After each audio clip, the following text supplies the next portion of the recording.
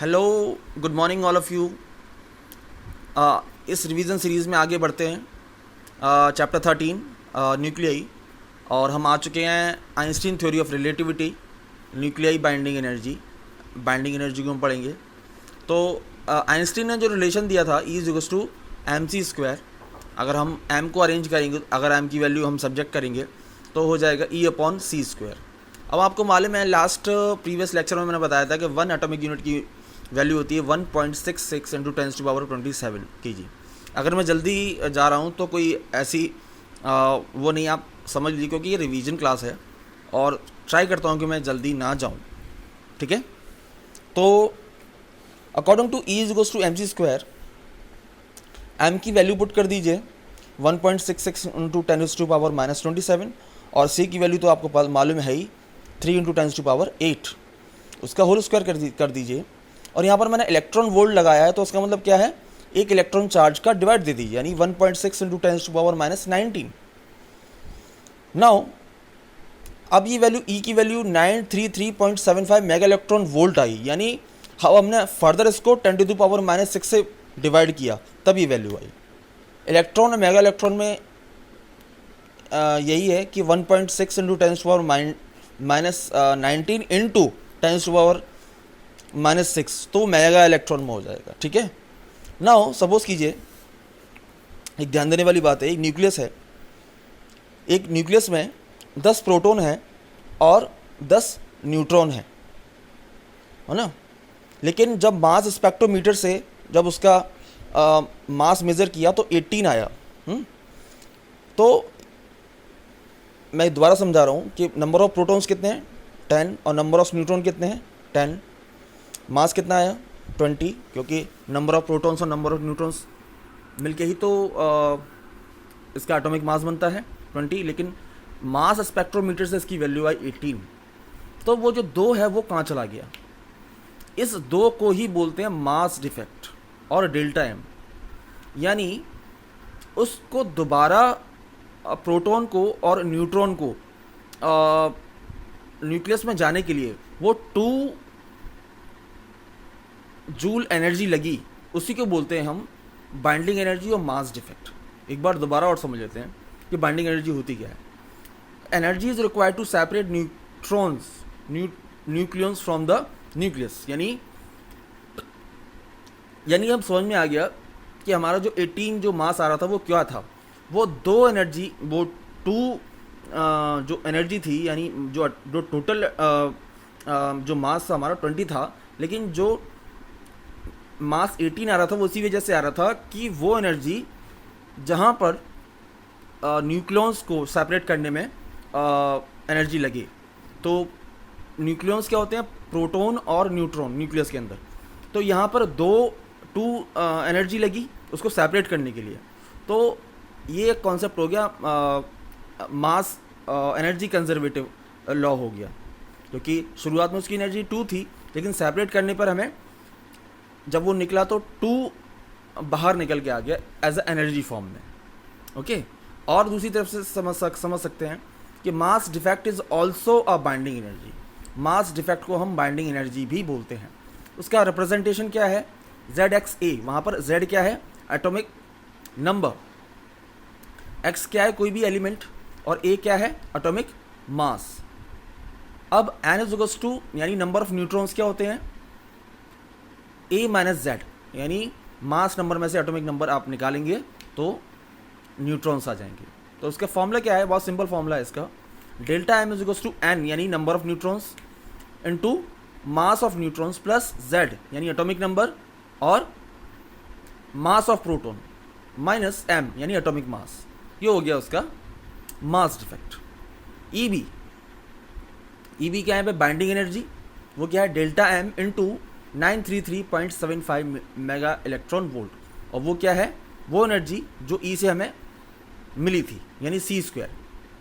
Now binding energy per nucleon, यानी binding energy per nucleon का मतलब क्या है, पर न्यूक्लियन।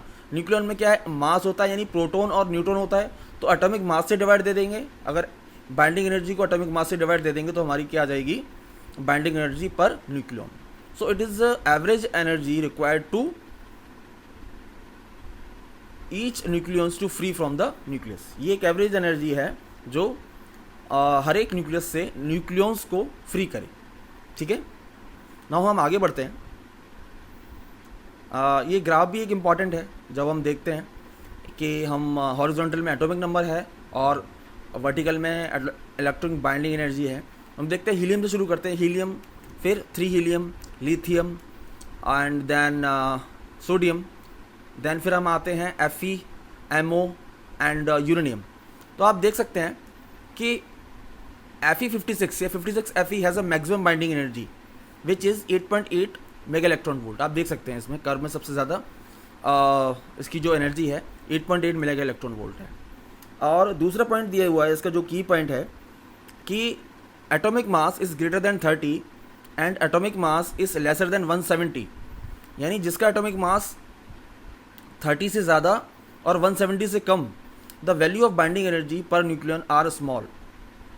उनकी क्या होगी, बाइंडिंग एनर्जी क्या होगी, वेरी स्मॉल होगी। यानी 32 170 जिनका क्या एटॉमिक नंबर होगा 32 से 170, उनकी जो बाइंडिंग एनर्जी होगी बहुत स्मॉल होगी। Now heavy nucleus get divided into lighter nucleus then the energy will be released. आपको मालूम है जैसे हैवी न्यूक्लियस को हम लाइटर न्यूक्लियस में डिवाइड करते हैं तो वहाँ पर एनर्जी रिलीज होती है। Now if 2 light nucleus fuses to form heavy nucleus then also energy releases. अगर हम 2 लाइट न्यूक्लियस को भी लेते हैं और हम कंबाइन करते हैं तब भी वहाँ पर हम एनर्जी देखते हैं कि वहाँ पर एनर्जी रिलीज होती है। ठीक है, so this is a quick revision. Now law of radio activity. Radio activity होती क्या है ना? तो radio activity is a substance which produces radiations like alpha, beta and gamma, है ना? तो the element which produces rays like alpha, beta, gamma, which is called a radioactive substance, and the process of releasing the radiations of alpha, beta, gamma is called a radioactive process. Like मैं example ले लेता हूँ uranium 92, uranium 238, ये क्या radioactive element है ना? Now notable point क्या है, radioactive is a spontaneous, instantaneous and continuous process है। स्पॉन्टेनियस मतलब अपने आप, इंस्टेंटेनियस मतलब बहुत तेज, और कंटिन्यूस यानी लगातार चलने वाला। It is not affected by any external force, ये किसी भी एक्सटर्नल फोर्स से इफेक्ट नहीं होता। Like electromagnetic field, magnetic field या प्रेशर या टेम्परेचर, किसी से भी इफेक्ट नहीं होता। It's rates of emission remain constant, यानी जो एमिशन है निकलने की जो रेट है वो कॉन्स्टेंट रहती है। Even through it gets chemically combined with other element, अगर वो किसी भी एलिमेंट से केमिकली कंबाइंड हो जाए तब भी उसकी जो एमिशन रेट है वो कांस्टेंट रहती है। ठीक है, नाउ हम पढ़ लेते हैं अल्फ़ा रेज के बारे में। अल्फ़ा रेज जो हम डिनोट करते हैं 2He4, ये क्या है, एक मैटर पार्टिकल्स है ना? मैटर पार्टिकल्स होने के लिए इसकी जो वेलोसिटी है एलिमेंट पर डिपेंड करती है। जैसे लाइक हीलियम है, यहाँ पर कोई और एलिमेंट है, तो अगर हीलियम की वेलोसिटी, एलिमेंट की वेलोसिटी कुछ और है और यहाँ पर अल्फ़ा पार्टिकल की अगर कोई दूसरा एलिमेंट है उसकी वेलोसिटी कुछ और है, तो वेलोसिटी ऑफ अल्फ़ा रेज मैं कहना चाहता हूँ which depends on particle. Now beta रे होता क्या है, बीटा रे is a matter particle simply, और ये क्या एमिट करता है, इलेक्ट्रॉन एमिट करता है। क्या एमिट करता है, electrons, and this is also a matter particle. Now gamma rays, gamma rays is not a matter particle, it is a electromagnetic waves ना, इलेक्ट्रोमैग्नेटिक वेव्स। अगर हम इसके बीच में हम एक ग्राफ प्लॉट करें क्या कि पीपी और आईपी यानी पेनिट्रेशन पावर और एमिशन पावर, तो अल्फ़ा बीटा गामा, तो गामा की जो पेनिट्रेशन पावर है, मीन्स पेनिट्रेशन पावर किसकी होगी, वेव नेचर की होगी, है ना? तो वहाँ पर गामा वेव नेचर है तो सबसे ज़्यादा 10,000 उसकी हुई, फिर बीटा उसकी 100 हुई, फिर सबसे कम अल्फ़ा हुई, क्योंकि वो मैटर पार्टिकल बीटा और गामा, बीटा और अल्फ़ा तो नहीं है। अब आयनाइजेशन पावर यानी न्यूक्लियस के तोड़ने की क्षमता, है ना, आयनाइजेशन पावर यानी इलेक्ट्रॉन, प्रोटॉन और इलेक्ट्रॉन में कौन कन्वर्ट करता है, क्योंकि मैटर पार्टिकल्स ज़्यादा इसमें सक्षम है, तो सबसे ज़्यादा अल्फ़ा पार्टिकल्स की हुई, देन बीटा पार्टिकल्स की, और गामा पार्टिकल्स में तो मैटर होते ही नहीं है, तो उसकी हो गई 1। तो ये क्वेश्चंस 1 नंबर में आ जाता है कभी कभी। अब हम आगे बढ़ते हैं। Okay, so this is the quick revision of this session. I hope आपको अच्छी तरह समझ में आया होगा। So thank you for being with us.